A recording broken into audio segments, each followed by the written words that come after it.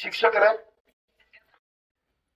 ಎಲ್ಲ ಶಿಕ್ಷಕರಿಗೆ ಮತ್ತು ಪ್ರೀತಿ ವಿದ್ಯಾರ್ಥಿಗಳಿಗೆ ಹಿಂದಿ ದಿವಸದ ಶುಭಾಶಯಗಳು.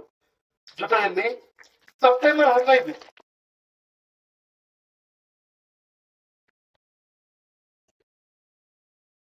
ಸೆಪ್ಟೆಂಬರ್ 15 ಭಾರತದಾದ್ಯಂತ ಅಷ್ಟೇ ಅಲ್ಲದೆ ಅತ್ಯಂತ ಗೌರವಾರ್ಹವಾಗಿ ಶ್ರೀಲಂಕಾ ಮತ್ತು ತಾಂಜೇನಿಯಾ ದೇಶಗಳಲ್ಲಿ ಕೂಡ ಇಂಜಿನಿಯರ್ಸ್ ಡೇ ಅನ್ನ ಸೆಲೆಬ್ರೇಟ್ ಮಾಡ್ಲಿಕ್ಕೆ. ಇಂಜಿನಿಯರ್ಸ್ ಡೇ, ಇಂಜಿನಿಯರ್ಗೆ ಕನ್ನಡದಲ್ಲಿ ಏನಂತ ಕರೀತಾರೆ? ಅಭಿಯಂತರರ ದಿನಾಚರಣೆ. ಯಾರ ನೆನಪಿಗಾಗಿ ಸೆಪ್ಟೆಂಬರ್ 15ಕ್ಕೆ ಇಂಜಿನಿಯರ್ಸ್ ಡೇ ಅನ್ನ ಮಾಡ್ತಾ ಇದ್ದಾರೆ ಅಂತಂದ್ರೆ ಅದು ಸರ್ ಎಂ ವಿಶ್ವೇಶ್ವರಯ್ಯ.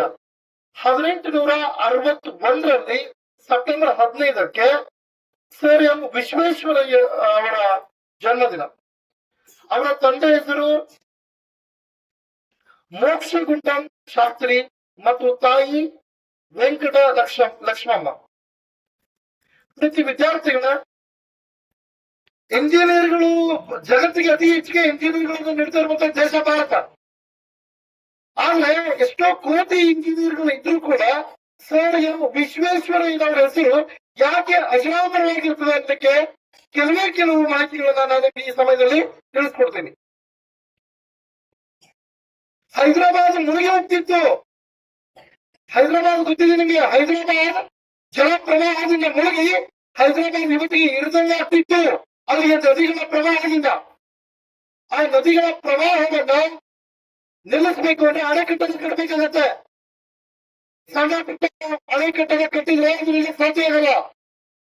ದೊಡ್ಡ ಅಣೆಕಟ್ಟನ ದೊಡ್ಡ ಇಂಜಿನಿಯರಿಂಗ್ ಜೊತೆ ಕಟ್ಟಬೇಕು ಅಂತ ಅಂದಾಗ ಈ ಭಾರತ ದೇಶಕ್ಕೆ ಹೈದರಾಬಾದ್ ಉಳಿಸ್ಕೊಳ್ಳಿಕ್ಕೆ ನೆನಪಾಗಿದ್ದು ಸರ್ ಎಂ ವಿಶ್ವೇಶ್ವರಯ್ಯನವರು.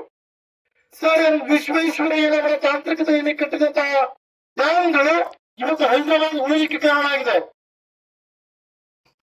ಮೈಸೂರು ಸಂಸ್ಥಾನ ಅಂತ ಕರಿತಿದ್ರು. 1973ಕ್ಕೆ ಕರ್ನಾಟಕ ಅಂತ ಹೆಸರಾಗಿದೆ. 1956ಕ್ಕೆ ಮೊದಲ ಕನ್ನಡ ರಾಜ್ಯೋತ್ಸವವನ್ನು ಸೆಲೆಬ್ರೇಟ್ ಮಾಡ್ತೀವಿ.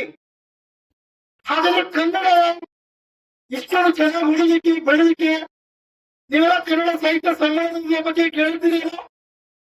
ಕನ್ನಡ ಸಾಹಿತ್ಯ ಪರಿಷತ್ತನ್ನ ಸ್ಥಾಪನೆ ಮಾಡಿದವರು ಸರ್ ಎಂ ವಿಶ್ವೇಶ್ವರಯ್ಯನವರು.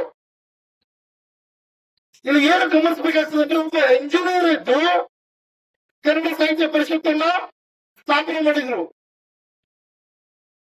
ಮೈಸೂರು ವಿಶ್ವವಿದ್ಯಾಲಯವನ್ನು ಸ್ಥಾಪನೆ ಮಾಡಿದ್ರು. ಇವತ್ತು ಮೈಸೂರು ವಿಶ್ವವಿದ್ಯಾಲಯದಲ್ಲಿ 100